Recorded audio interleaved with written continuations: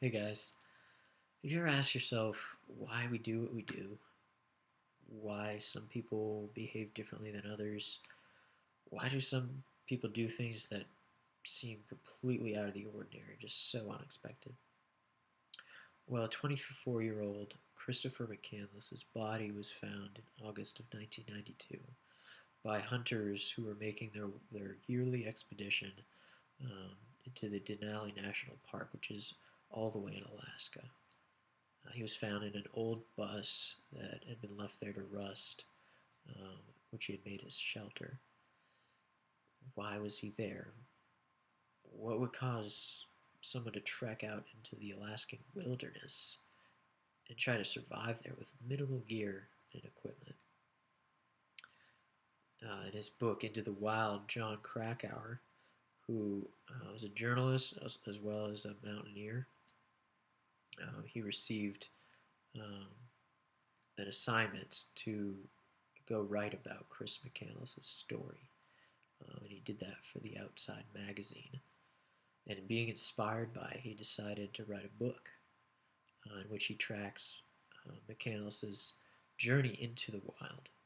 He goes out and interviews all these people that knew Chris McCandless, and in the process of piecing that together, he builds the story for the reader.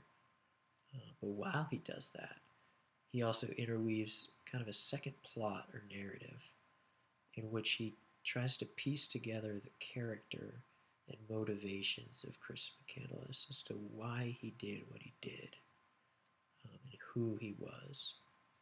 And so it explores a variety of possible cause and effects.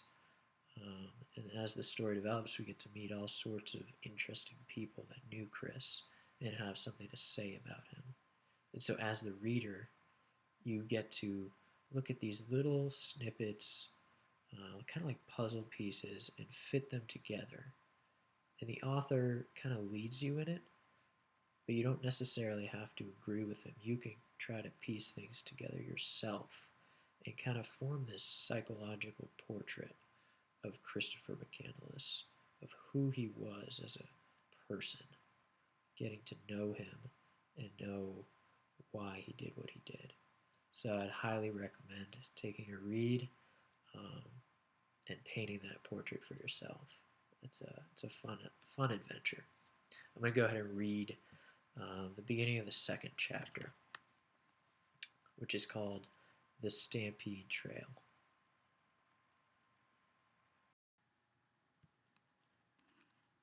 Jack London is king. Alexander Supertramp, May 1992. Graffiti carved into a piece of wood discovered at the site of Chris McCandless's death. Dark spruce forest frowned on either side of the frozen waterway. The trees had been stripped by a recent wind of their white covering of frost, and they seemed to lean towards each other, black and ominous, in the fading light. A vast silence reigned over the land. The land itself was a desolation, lifeless, without movement, so lone and cold that the spirit of it was not even that of sadness. There was a hint in it of laughter, but of a laughter more terrible than any sadness, a laughter that was mirthless as the smile of the Sphinx, a laughter cold as the frost, and partaking of the grimness of infallibility.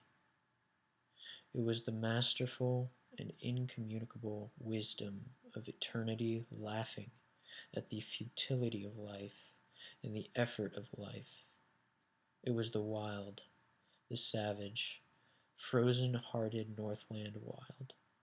Jack London, White Fang.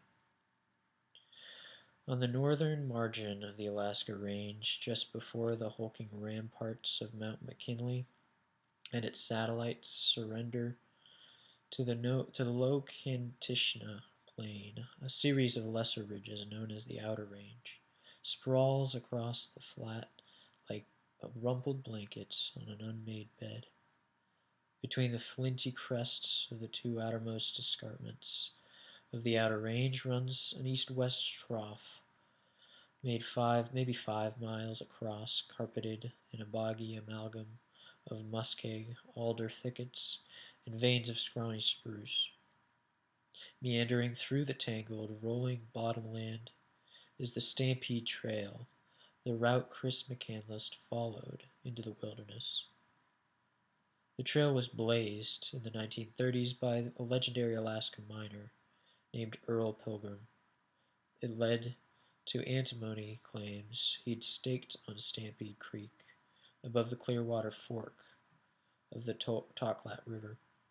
In 1961, a Fairbanks company, Yukon Construction, won a contract from the new state of Alaska, statehood having been granted just 2 years earlier, to upgrade the trail, building it into a road on which trucks could haul ore from the mine year-round.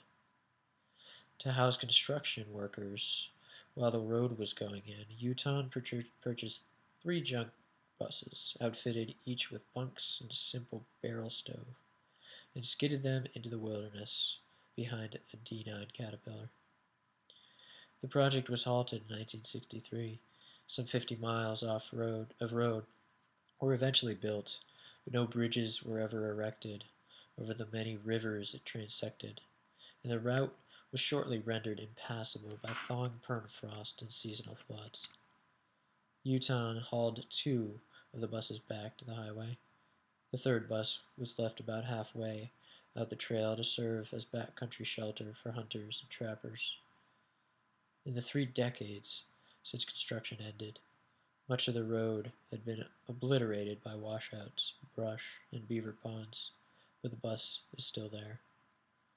A vintage International Harvester from the 1940s, the derelict vehicle was located 25 miles west of Healy as the raven flies, rusting incongruously in the fireweed beside the Stampede Trail, just beyond the boundary of Denali National Park.